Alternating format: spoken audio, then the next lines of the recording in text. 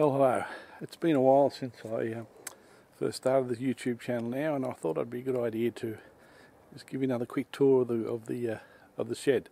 And the reason for that is that if any YouTubers is ready to start up, or woodturners ready to start up, you don't need a huge workshop to get going. So I wanted to show you what I've managed to cram into what is probably a 2.5 by 3.5 garden shed, and hopefully give you some sort of idea of how you can set up, or what you can do to set up and get yourself going. So on with the tour. So here's the shed. It's located in the back corner. Always when I'm working I put the garbage bin outside, gives you more room of course.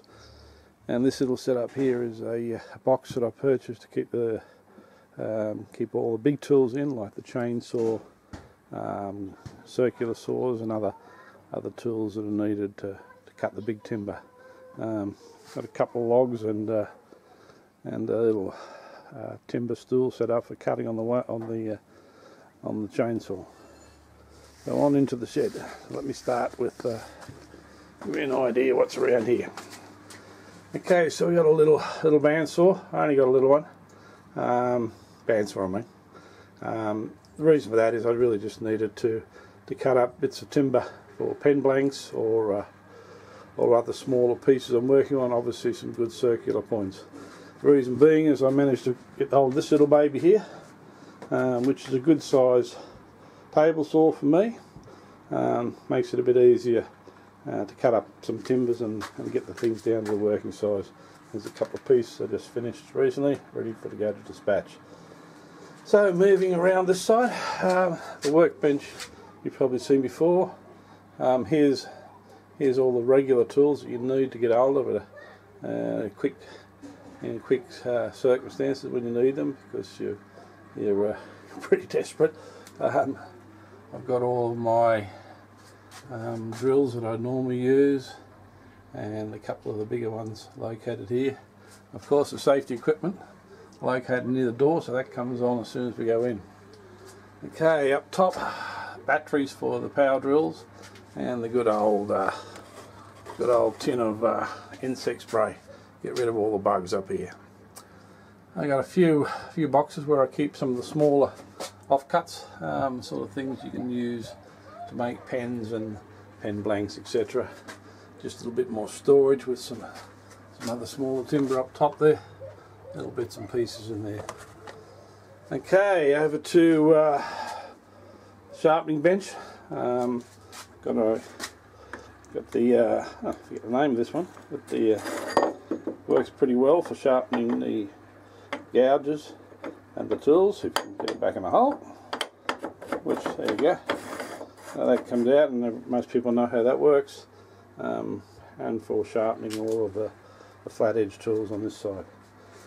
Okay, all the chucks and bits and pieces are located on the side of the cabinet, and the cabinet houses all of the finishing products I use, which is way too many. Of course, got to clean that out one day. And what every workshop needs, a good vacuum cleaner. And that's a nice little unit. Again, not expensive, but it managed to clean this place up pretty quickly. As usual, benches with all of the essential tools and bits and pieces you need to make things happen, and a few more over there. Okay, so over to the centerpiece, I guess, which is my jet midi lathe, which has served me well. The only restriction, of course, is the size of a piece that I can get onto the headstock here, which is around about 300 mils. So, actually, I made a video recently of doing a breadboard on here, so it was big enough. But it's a great little lathe, very good speed control, and nice and quiet, and I love it. Sure, I'd like a big one, but who wouldn't?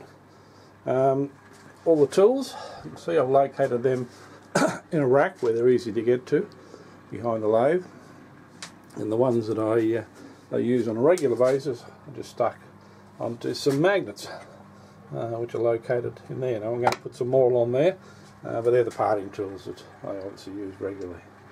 Okay, this little timber contraption you can see hanging over the lathe is just something I rigged up to put the cameras on when I'm making my videos. So, you know, some of the shots you can see go in here, and they give you the shot down onto the lathe. And these ones here give you the vertical shot that you'll see if you watch any of my videos. Pretty simple system.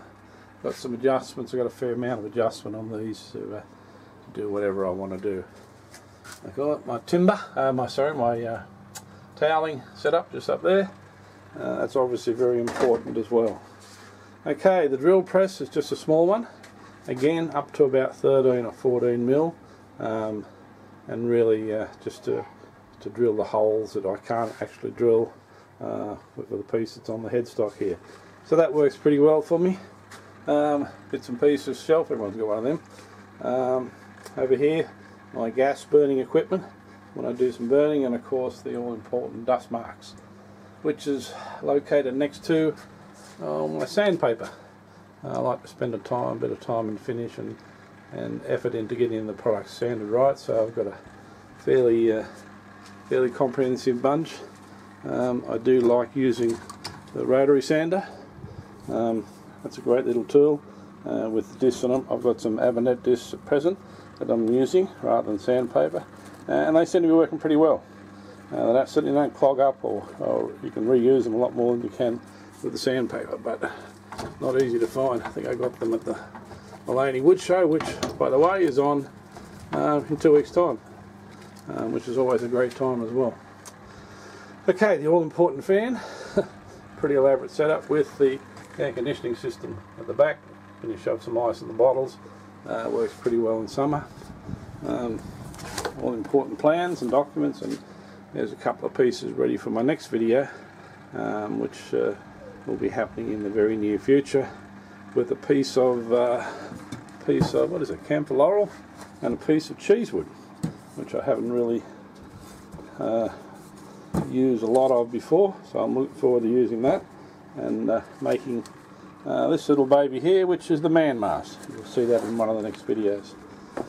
Okay, and over to timber storage. So I've got some of the regular timbers that I use stored here, and then another bunch underneath, and all the bigger stuff and the timber burls in that tray down the bottom, all located under the workbench. So that's pretty much it. We talked about the table saw. It works for me, and as I said, you don't need a lot of space to make it work. For this works. I'm refining it all the time. Every time something gets thrown out from inside, a chest of drawers or a shelf, I find a way to make it fit in here. But I might be running out of room. I have to go to the roof soon, but we'll see. So there you go. Hope that gives you some sort of idea of how you can set up what is a pretty functional workshop. There's not much I don't have in here. There's not much I can't make. So I've got the big tools stored outside, and it all seems to work. So I hope that's given some of you some ideas on how to set it up, and please feel free to write or send me a message, and I'm happy to explain anything and how it's all happened and how it's all set up. So thanks for watching. So I'll be online again soon. I'm back doing regular videos now, and I say next one is going to be something that's probably going to be a real tough assignment. I'm trying to make men organised. See how we go. Catch you later.